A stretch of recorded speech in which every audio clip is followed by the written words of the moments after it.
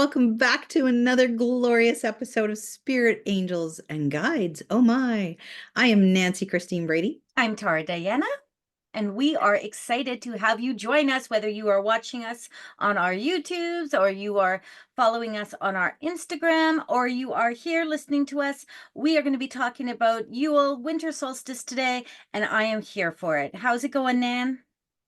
It's going good, but I find as everybody is getting ready to take time off for Christmas and celebrate the holidays, whatever form that looks like for you, it's almost like this quickening and it gets so busy in everyone's lives just before you can actually sit back and go, you know? You know what? I don't even find for most time I get to sit back and go, I find that I just keep going. So it doesn't matter to me if it's supposed to be. I was thinking the other day when I was walking the dogs, I was thinking, because my whole life is around walking the dogs. If I'm not talking to Spirit, I'm walking a dog. I was thinking to myself, like, "Oh, when am I going to go Christmas shopping? Like Oh, legitimately, when am I going to go Christmas shopping?" And I was like, I haven't asked anyone, like I haven't asked Alana or Noella or Elias or any of them what they want for Christmas. And this happened to me last year. Now, last year, give me some grace here because that was a whole yeah. lot. This year doesn't feel that much different from last year. To be honest with you, it feels chaotic. So I'm like, I don't even know who's getting what for Christmas. Luckily, all my lady friends, because I'm a giver. If you're following us, you know that my love language is to give, give, give, is to give, give, give. And so I got all my girls done. That was easy. But now it's the people. And then the next thing that came with that is like, what am I going to do for dinner? Like, what are we doing for Thanksgiving dinner? Because we normally, traditionally, go to my parents' place on Christmas Day, and mom may transition before that even Christmas even comes along. And so, like, what am I going to do? What am I going to do? And my husband's like, we're going to you're going to love this. First of all, Mike does not eat turkey. Can I just say that to you? Mike does not eat turkey. He does not enjoy it.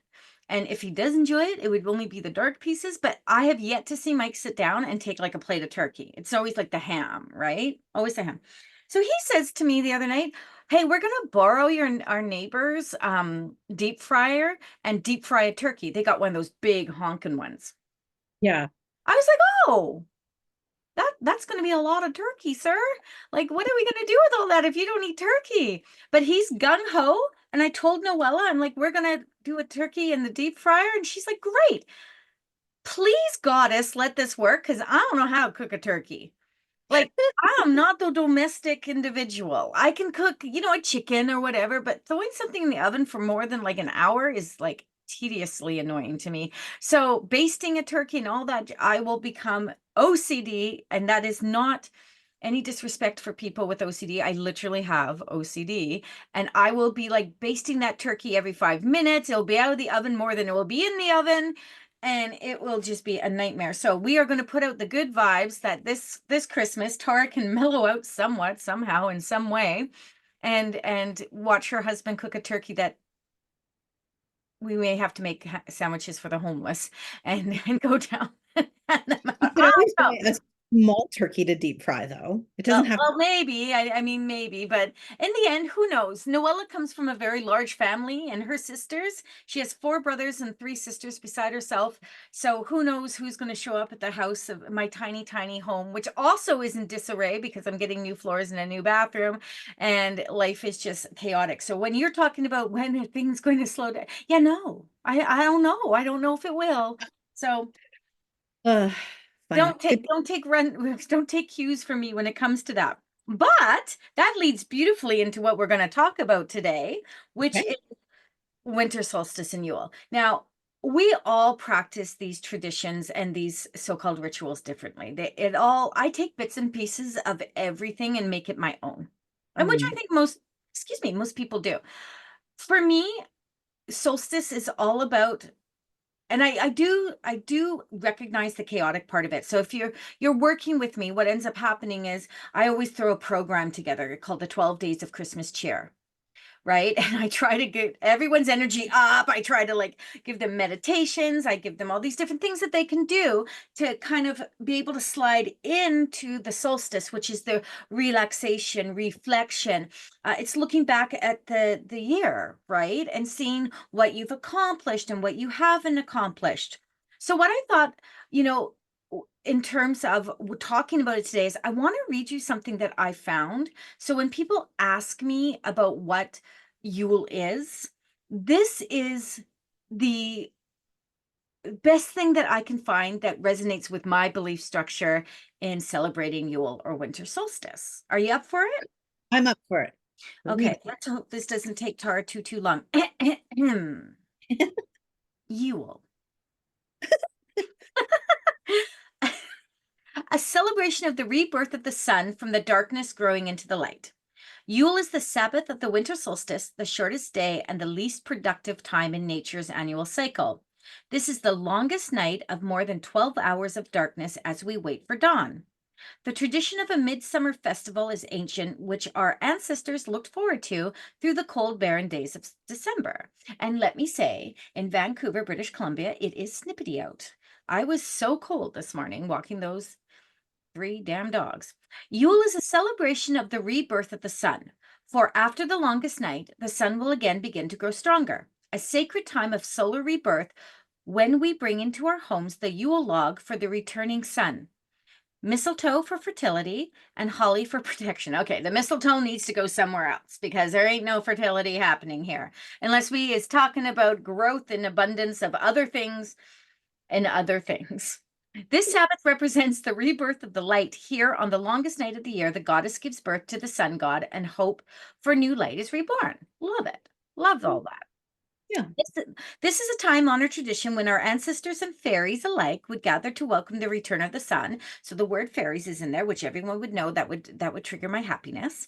For at winter solstice, the sun appears at its weakest, having waned in strength since peaking at summer solstice, or, and I'm gonna say this wrong, Lithia, Litha.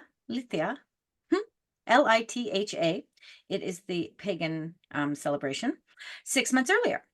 Great cheers ring out in celebration. Ring it, give a cheer. Ding ding ding. I'm ringing. That is the best cheer. Ring a ding ding ding. I thought you were going to go, yeah. Okay. Great cheers ring out in celebration, especially in Nan and I's world. For on the very next winter's morn, the sun starts to ascend steadily, becoming stronger at its heads as it heads towards the summer months once again. Yay! The birth of the sun, the light of the world, the new king is heralded. No, heralded. Yeah, heralded. Oh, good. He's heralded. The new king. Don't know why it couldn't be a new queen. I I do was just know why. thinking that. Yeah. Why can't it be goddess energy? How about the new being? New being. Yeah, we're changing it. Pronouns, people, pronouns, the new being. This time, the Oak King prevails over the Holly King to bring us the light half of the year. Holly King is the overseer of holly trees. He rules the forests and woods during the autumn and winter after battling with the Oak King at summer solstice. On guard. Then they battle again at Yule, when the Oak King, guardian of oak trees, wins and rules the forest and woods over spring and summer. Their battle reflects the balance of the seasons. The wheel has turned. We celebrate the reemergence of light out of darkness, bringing renewal of life and promise of a successful future. That's a lot of fighting. I'm not going to lie. Every That's a lot of year, fighting. year over year. Yeah. And every 6 months, we have to go to war with the Oak King and the Holly King. This resonates with me, though, Nan, because one, I love anything to do with the fairy realm. I am very fae energy. I'm the lover of unicorns and dragons and things like that. Very mystic in that way. So that resonates with me. But also you can't deny the light and dark. You can't deny that we are in that season where the Holly King is ruling and the Oak King is crying, and we are in that space. But for me, what it really means is hibernation. Okay. Mm, It means, okay, this now we've hit, December 21st, which to me is very interesting that like the 24th and 25th is like bang celebrating, right? This is where we're all gathering. This is where we're feasting because that's what you do in the pagan rituals, solstice, equinox, any of those things. You're holding a ritual where we come to the table, we break bread together, we celebrate, we rejoice. So that all makes sense, right? That all makes sense. But then you move immediately for some of us into that space of hibernation where we start to say, okay, you know what? We've just done all the goodness for everyone else, done all that beautiful energy for everyone else. Now we're going to focus on ourselves. We're going to mhm. reflect. What was the last year to us? How did we celebrate our successes? What were our successes? What did we feel we didn't bring to fruition that we may want to focus on this year? And we start kind of falling into that self-love kind of work where, you grab that blankie, right? What does winter represent? Uh, Soft, fuzzy socks, warm blankies, a mug of your favorite hot bevy. Um, and just kicking back and sitting in that space while it's super cold outside, maybe it's snowing, maybe for Vancouver it's raining, and you're just trying to kind of make yourself warm, comfy, um, and reflect on Mhm, what was accomplished. mhm. Now I don't like to go into that state of what necessarily wasn't accomplished in some kind of negative way. So Right. reflection isn't about, oh, damn, Tara, you silly goose, you didn't do what you needed to do. I mean, there's a home thousand things that I did not get done this year, let me tell you. But at the same time, you have to acknowledge that. Did you hit the goal you wanted to hit? Did you not? So that you can move into that next year Mhm. with an idea of what you're going to try to plant in spring. Yeah. Right? That's kind of the feel for me. And I always envision for whatever reason at solstice a really big cave, a very dark cave. It's always covered in snow, like snow, snow, snow everywhere. So I don't know where I am in Siberia. I don't know, but I ain't in Vancouver. And I picture this really big white fluffy, not fur, rug that I'm like laying on. I don't know. I'm fully clothed just so that no one gets some weird ass picture going on there. But I'm like sitting there and I'm just relaxing. Why that doesn't feel like reality to me in any way, shape, or form, I don't know. Relaxation and me don't match, but I do try. I do try. I light a good candle.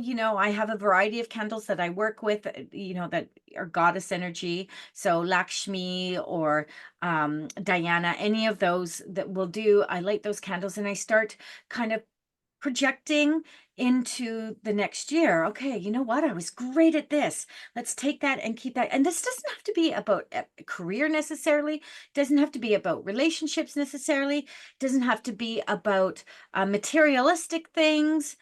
It can literally be about all of it and just as a whole, the reflection, the celebration, and then the decision on how to move forward, all done from this comfy white rug in a cave with the snow falling down and a candle lit. Nice. That's at least how I take solstice. The Holly King and the Oak King can go to war, man. They can be like battling. I'm going to be in a cave on a white fur. That's awesome. That's totally awesome. You have a process you do for you? You know, I don't, I know there's so many people out there that practice a lot of rituals and they go through all of those things. I don't necessarily go into meditation and even really go deep spiritually in. Usually, at the other house that we used to live in, we had a fireplace. And it would be very similar to what you do on your white fuzzy rug, but I would sit. Woot woot. I don't know why there's so many images that just come to my head I now. know, that's me too, but that's always where I go. But I would just light a fire and I just contemplate. I just sit there. And for me, I find it hard to sit still and do a lot of meditation and journaling, even though I preach it. But that's the one time a year where I sit still with a nice warm cup of hot chocolate and I just write Oh, and I just plan and with no agenda. So whether it be, okay, this didn't work, this could work, and I go into this creative process that can only be done when I've taken a step back into retreat. Because you and I both have very similar lives where we're constantly on the go 24/7. So sometimes I can't even catch up with my brain. And so consciously taking time and forcing myself to sit down and just be with myself and a pen and paper is enough of a ritual for me.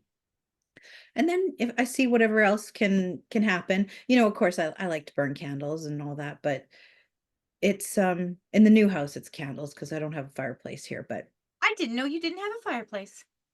it yeah, the house we're in, it's condemned. So it's where all my bookshelves are and the big Ah, 4 foot by 5 foot painting of the tiger that I did. So it's hidden behind there. very nice. Yes, It's condemned. it's condemned. We cannot burn anything. We would light the house on fire. I think for the most part, I like the idea of what all the equinox and the solstice stand for, and all the ones in between that, 'cause there's 8 Sabbaths, right? So I love what they all stand for. There's something about winter that I feel, and this is where I think people might be like, huh? I feel like when we hit that darkest night of the year, I see it as, okay, sun's gonna be coming up sooner. We're starting to move into that sense already. So, I love, love, love a good dark evening. Like, I love a really comfy, cozy, like I described to you, sitting on the couch with the dogs kind of thing. But I thrive in daylight. I Mhm. thrive in day. Now that makes sense for most people. There's that sad um, seasonal. I forgot what the A stands for. Disorder. Affected Seasonal. seasonal. I don't know. Doesn't matter. Everyone knows what sad stands for, but me apparently. I know the gist of it. Um, and I think that for I have a little bit of that when this happens, but what I truly find is that as I get older, I get more tired. So at 4:30 when it's dark out, I'm like, is it bedtime yet? Because I need a nappy nap. Um, so I look forward to more light. Now, Affect at the same token, I hate going to bed at 10 o'clock and it's bright outside. I'm like, and people are probably going, when are you going to bed at 10 o'clock for? Baby, I am older than you think. So so it's seasonal affective disorder. that's it, affective disorder. So for me, I really do enjoy having that time and making the attempt. Can I just say that? Making the attempt. And I do believe that we should all make the attempt to go into that hibernation stage. You know as well as I do that, meditation for me is just I can give a good meditation. I can't take a good meditation. So I have to do things in a very different manner, be mindful, more than deep. Do you know what I mean? Or transit, right? Like I'll just go into Okay, sure. trance. You're covering a really important part here. So anyone who's listening, think about the fact that what Tara and I are doing is we're adjusting for what works for us. So we might not be deep on all of those rituals. And so we encourage you to do the same thing. So, if you love to sit in a good meditation or a guided meditation, do that. And if you can't sit still for 5 seconds, find other things that work for you to celebrate the season, right? That's it exactly. And I think that's why we always talk about when we talk about doing the work. Mm. That we talk about doing it authentically. We talk about, hey, I got to do it my way. And my way is not going to be everyone else's way. It's going to be Tara's way. And I can show you how to do Tara's way or Nan's way. But what you do with that is up to you. What we should all be doing is taking the different aspects of what we learn from other teachers and other mentors and things like that, and seeing what resonates with us. And then you bring that in to your personal, let's call it personal ritual. You're like, okay, Yeah. it always reminds me, Nan, of Claudette Godin. She was a mentor of mine for years, and she passed away a few years ago now. And she taught platform work to us. She's the number one reason that I feel so comfortable on platform, because I amalgamated a lot of her work. So she doesn't step off platform. So for those of you listening or watching, platform work is where you have an audience of individuals and you are doing mediumship. And in the mediumship, or you can be doing intuitive readings, whatever works. For us and Claudette specifically, we were doing mediumship, and she always said we don't step off platform into the audience. And that, Why? okay, so her reasoning was because you're putting yourself in the middle of all these people energetically, and you already have a host of spirit trying to get a hold of you for these people, and Mhm. all these people energetically want something from you. Oh. They all want to get a message, whether it's from a loved one. They all want to be picked, right? Mhm. And they're all sending this energy towards you. Is she going to come to me? Is she going? I love it though, Nan, when all these people want to get a message from me or whoever's on platform, and then when you make eye contact with them, they do this. They look somewhere else. They're looking all around. They're looking everywhere, and you're Or like, when you say, "Can I come to you?" and they go, "Me?" I think most of the time they can't tell where I'm looking when it comes to that. But seriously, it is about going into that. You're like wading into a sea of I don't want to use a term like piranhas or sharks, but you're wading into a sea of individuals that have hopes and desires that you're going to bring through their loved one or a guide to give them guidance or messages. And now you have to wade through all of that. Now, Mm. I am very, very clear in my spiritual borders, my boundaries. I know how to protect myself. I know that my gatekeeper works with me. I know these things. I don't talk about them a lot when I'm doing the work. I don't feel I have to, but I know they're there. So could I wait out there? Probably. Do I? No, because she's right. I need to be on the platform communicating with my spirit team and doing the work that I need to do on there. So my point in all of that is she gave me a tip, let's call it a teaching, a lesson, if you will, and I could take it or leave it.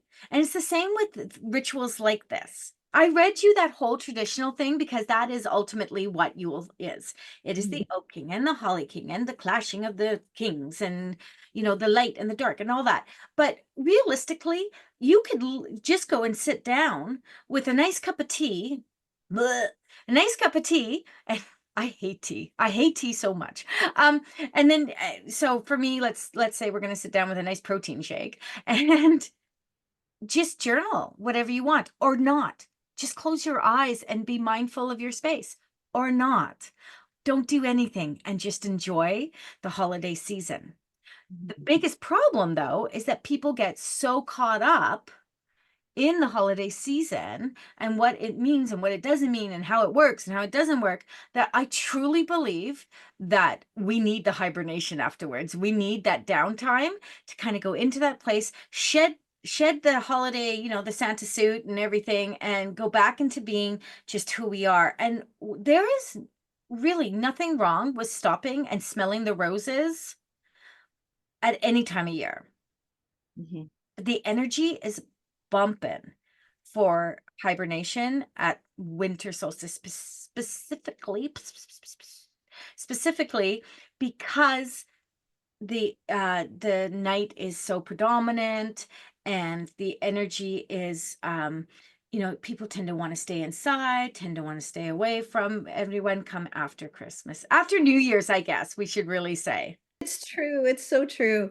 And I think if anyone's going to take anything away from this, it's just be uniquely you. I always Mhm. say when I'm teaching, take what you can and leave the rest. And so, you'll hear Tara and I often say that. And so we just wanted to bring to you listeners what Yule is, what it means to us, and just different ideas that you could do to sort of go retreat, go hibernate a little bit, and just be with yourself. It's okay to retreat from family for 5 or 10 minutes when you just need a break. It's okay to go and just sit and pontificate whatever you want. Make time for you over this season because I feel like 2025 is going to be also a bump and busy year.